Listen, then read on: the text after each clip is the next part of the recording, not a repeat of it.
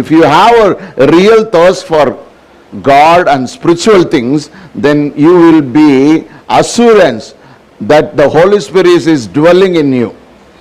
At the same time, if you don't have such a kind of a thirst for God and God's kingdom and the spiritual things, then you will be identify yourself that you don't have the Spirit of God, just you have a feelings about Him.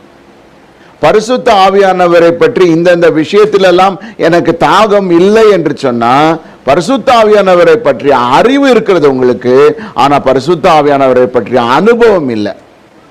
பரிசுத்த ஆவியானவர் எனக்குள்ள இருக்கிறார் என்றதான ஒரு உணர்வு உங்ககிட்ட இருக்குமே தவிர உங்ககிட்ட ஒரு உண்மை இருக்காது. ஆனா இப்ப நாம கவனித்து வருகிறதான சத்தியம், who will receive the Holy Spirit? One who thirsts for God and one who thirsts for Jesus Christ, one who thirsts